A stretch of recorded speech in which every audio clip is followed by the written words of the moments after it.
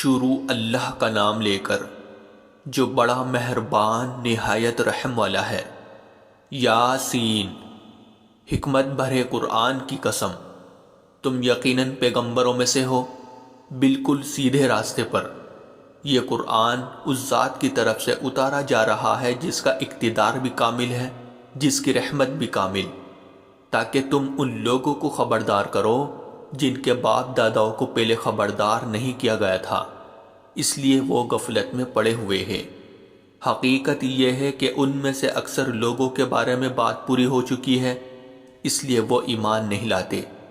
ہم نے ان کے گلوں میں توق ڈال رکھے ہیں جو ٹھوڑیوں تک پہنچے ہوئے ہیں، اور اس وجہ سے ان کے سر اوپر کو اٹھے رہ گئے ہیں، اور ہم نے ایک آڑ ان کے آگے کھڑی کر دی ہے اور ایک آڑ ان کے پیچھے کھڑی کر دی ہے، اور اس طرح انہیں ہر طرف سے ڈھانک لیا ہے، جس کے نتیجے میں انہیں کچھ سجائی نہیں دیتا۔ اور ان کے لیے دونوں باتیں برابر ہیں، چاہے تم انہیں خبردار کرو یا خبردار نہ کرو، وہ ایمان نہیں لائیں گے۔ تم تو صرف ایسے شخص کو خبردار کر سکتے ہو جو نصیحت پر چلے اور خدا رحمان کو دیکھے بغیر اس سے ڈرے۔ چنانچہ ایسے شخص کو تم مغفرت اور باعزت اجر کی خوشخبری سنا دو۔ یقیناً ہم ہی مردوں کو زندہ کریں گے، اور جو کچھ عمل انہوں نے آگے بھیجے ہیں ہم ان کو بھی لکھتے جاتے ہیں، اور ان کے کاموں کے جو اثرات ہیں ان کو بھی، اور ہم نے ایک واضح کتاب میں ہر چیز کا پورا احاطہ کر رکھا ہے۔ اور اے پیغمبر، تم ان کے سامنے ایک بستی والوں کی مثال پیش کرو جب ان کے پاس رسول آئے تھے۔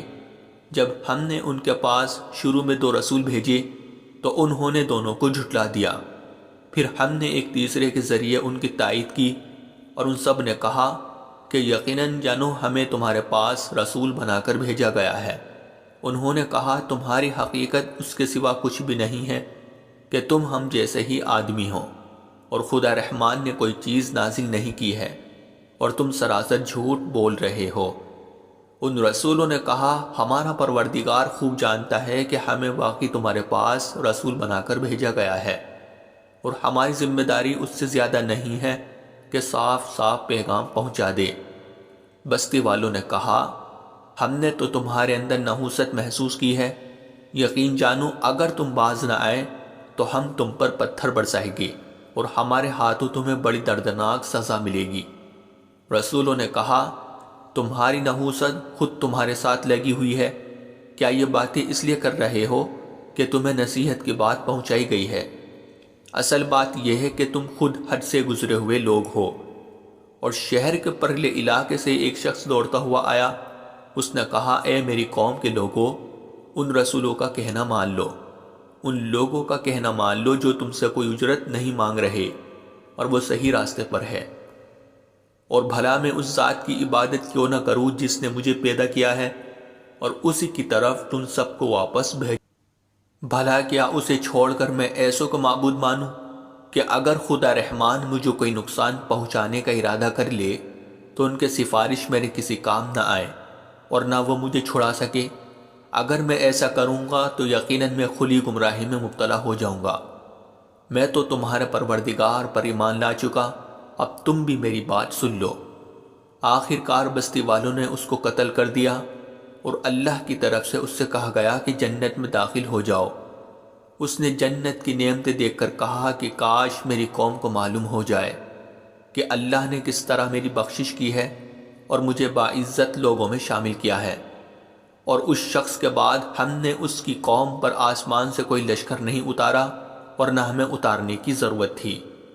وہ تو بس ایک ہی چنگھاڑ تھی جس سے وہ ایک دم بجھ کر رہ گئی۔ افسوس ہے ایسے بندوں کے حال پر، ان کے پاس کوئی رسول ایسا نہیں آیا جس کا وہ مذاق نہ اڑاتے رہے ہو۔ کیا انہوں نے نہیں دیکھا کہ ان سے پہلے ہم کتنی قوموں کو اس طرح ہلاک کر چکے ہیں کہ وہ ان کے پاس لوٹ کر نہیں آتے؟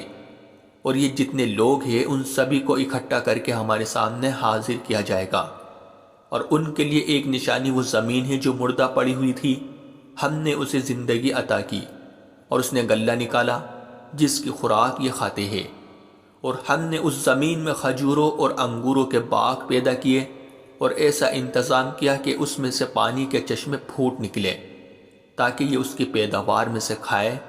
حالانکہ اس کو ان کے ہاتھوں نے نہیں بنایا تھا، کیا پھر بھی یہ شکر نہیں کرے گے؟ پاک ہے وہ ذات جس نے ہر چیز کے جوڑے جوڑے پیدا کیے ہیں، اس پیداوار کے بھی جو زمین اگاتی ہے اور خود انسانوں کے بھی، اور ان چیزوں کے بھی جنہیں یہ لوگ ابھی جانتے تک نہیں ہیں۔ اور ان کے لیے ایک اور نشانی رات ہے، ہم اس پر سے دن کا چھلکا اتار لیتے ہیں تو وہ یکایک اندھیرے میں رہ جاتے ہیں، اور سورج اپنے ٹھکانے کی طرف چلا جا رہا ہے۔ یہ سب اس ذات کا مقرر کیا ہوا نظام ہے جس کا اقتدار بھی کامل ہے، جس کا علم بھی کامل، اور چاند ہے کہ ہم نے اس کی منزل ناپ تول کر مقرر کر دی ہے، یہاں تک کہ وہ جب ان منزلوں کے دورے سے لوٹ کر آتا ہے تو کھجور کی پرانی ٹہنی کی طرح پتلا ہو کر رہ جاتا ہے۔ نہ تو سورج کی یہ مجال ہے کہ وہ چاند کو جا پکڑے، اور نہ رات دن سے آگے نکل سکتی ہے، اور یہ سب اپنے اپنے مدار میں تیر رہے ہیں۔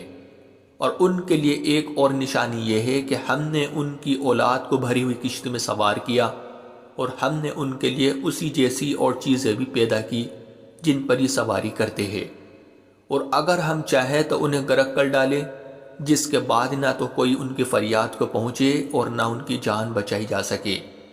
لیکن یہ سب ہماری طرف سے ایک رحمت ہے اور ایک معین وقت تک زندگی کا مزہ اٹھانے کا موقع ہے جو انہیں دیا جا رہا ہے۔ اور جب ان سے کہا جاتا ہے کہ بچو اس عذاب سے جو تمہارے سامنے ہیں اور جو تمہارے مرنے کے بعد آئے گا تاکہ تم پر رحم کیا جائے، تو وہ ذرا کان نہیں دھرتے، اور ان کے پروردگار کی نشانیوں میں سے کوئی نشانی ایسی نہیں آتی جس سے وہ منہ نہ موڑ لیتے ہو۔ اور جب ان سے کہا جاتا ہے کہ اللہ نے تمہیں جو رزق دیا ہے اس میں سے غریبوں پر بھی خرچ کرو، تو یہ کافی لوگ مسلمانوں سے کہتے ہیں کہ کیا ہم ان لوگوں کو کھانا کھلائے جنہیں اگر اللہ چاہتا تو خود کھلا دیتا۔ مسلمانوں، تمہاری حقیقت اس کے سوا کچھ بھی نہیں کہ تم کھلی گمراہی میں پڑے ہوئے ہو۔ اور کہتے ہیں کہ یہ قیامت کا وعدہ کب پورا ہوگا؟ مسلمانوں بتاؤ اگر تم سچے ہو۔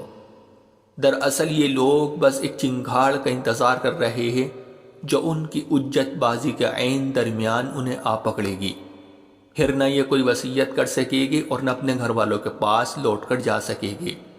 اور سور پھونکا جائے گا تو یکایک یہ اپنی قبروں سے نکل کر اپنے پروردگار کی طرف تیزی سے روانہ ہو جائے گے۔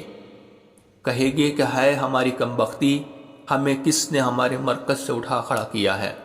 جواب ملے گا کہ یہ وہی چیز ہے جس کا خدا رحمان نے وعدہ کیا تھا اور پیغمبروں نے سچی بات کہی تھی، اور کچھ نہیں، بس ایک زور کی آواز ہوگی جس کے بعد یہ سب کے سب ہمارے سامنے حاضر کر دیے جائیں گے۔ چنانچہ اس دن کسی شخص پر کوئی ظلم نہیں ہوگا اور تمہیں کسی اور چیز کا نہیں بلکہ انہی کاموں کا بدلہ ملے گا جو تم کیا کرتے تھے۔ جنت والے لوگ اس دن یقیناً اپنے مشغلے میں مگن ہوگے، اور وہ ان کی بیویاں گھنے سایوں میں آرام دانشتوں پر ٹیک لگائے ہوئے ہوگے۔ وہاں ان کے لیے میوے ہوگے اور انہیں ہر وہ چیز ملے گی جو وہ منگوائے گے۔ رحمت والے پروردگار کی طرف سے انہیں سلام کہا جائے گا، اور کافروں سے کہا جائے گا کہ اے مجرموں، آج تم مومنوں سے الگ ہو جاؤ۔ اے آدم کے بیٹو، کیا میں نے تمہیں تاکید نہیں کر دی تھی کہ تم شیطان کی عبادت نہ کرنا؟ وہ تمہارا کھلا دشمن ہے، اور یہ کہ تم میری عبادت کرنا، یہی سیدھا راستہ ہے۔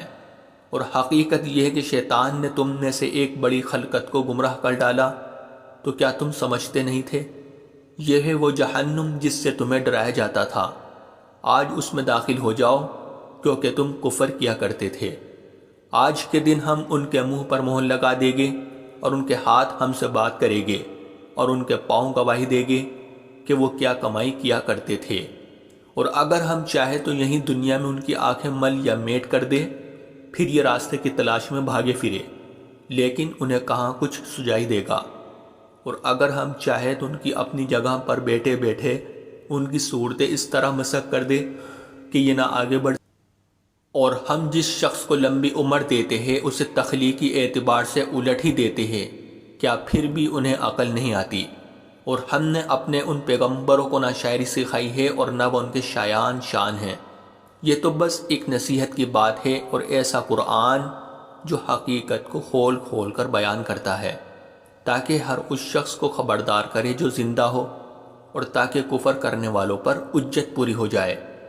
اور کیا انہوں نے یہ نہیں دیکھا کہ ہم نے اپنے ہاتھوں کی بنائی ہوئی چیزوں میں سے ان کے لیے موشی پیدا کیے اور یہ ان کے مالک بنے ہوئے ہیں، اور ہم نے ان موشیوں کو ان کے قابو میں دے دیا ہے، چنانچہ ان میں سے کچھ وہ ہیں جو ان کی سواری بنے ہوئے ہیں اور کچھ وہ ہیں جنہیں یہ کھاتے ہیں۔ نیز ان کو ان موشیوں سے اور بھی فائدہ حاصل ہوتے ہیں اور پینے کی چیزیں ملتی ہیں، کیا پھر بھی یہ شکر نہیں بجا لائے گے؟ اور انہوں نے اللہ کو چھوڑ کر اس امید پر دوسرے خدا بنا رکھے ہیں کہ انہیں ان سے مدد ملے، حالانکہ ان میں یہ طاقت ہی نہیں ہے کہ ان کی مدد کر سکے، بلکہ وہ ان کے لیے ایک ایسا مخالف لشکر بنے گے جسے قیامت میں ان کے سامنے حاضر کر لیا جائے گا۔ غرض اے پیغمبر ان کی باتیں تمہیں رنجیدہ نہ کرے، یقین جانو ہمیں سب معلوم ہے کہ کیا کچھ چھپاتے اور کیا کچھ ظاہر کرتے ہیں۔ اور کیا انسان نے یہ نہیں دیکھا کہ ہم نے اسے نطفے سے پیدا کیا تھا، پھر اچانک وہ خلم کھلا جھگڑا کرنے والا بن ہمارے بارے میں تو وہ باتیں بناتا ہے اور خود اپنی پیدائش کو بھلا بیٹھا ہے، کہتا ہے کہ ان ہڈیوں کو کون زندگی دے گا جبکہ وہ گل چکی ہوگی۔ کہہ دو کہ ان کو وہی زندگی دے گا جس نے انہیں پہلی بار پیدا کیا تھا، اور وہ پیدا کرنے کا ہر کام جانتا ہے۔ وہی ہے جس نے تمہارے لیے سرسبز درخت سے آگ پیدا کر دی ہے، پھر تم ذرا سی دیر میں اس سے سلگانے کا کام لیتے ہو۔ بھلا جس ذات نے آسمانوں اور زمین کو پیدا کیا ہے، کیا وہ اس بات پر قادر نہیں ہے کہ ان جیسوں کو دوبارہ پیدا کر سکے؟ کیوں نہیں، جبکہ وہ سب کچھ پیدا کرنے کی پوری مہارت رکھتا ہے۔ اس کا معاملہ تو یہ ہے کہ جب وہ کسی چیز کا ارادہ کر لے تو صرف اتنا کہتا ہے کہ ہو جا، بس وہ ہو جاتی ہے۔ غرض پاک ہے وہ ذات جس کے ہاتھ میں ہر چیز کی حکومت ہے، اور اسی کی طرف تم سب کو آخر کار لے جایا جائے گا۔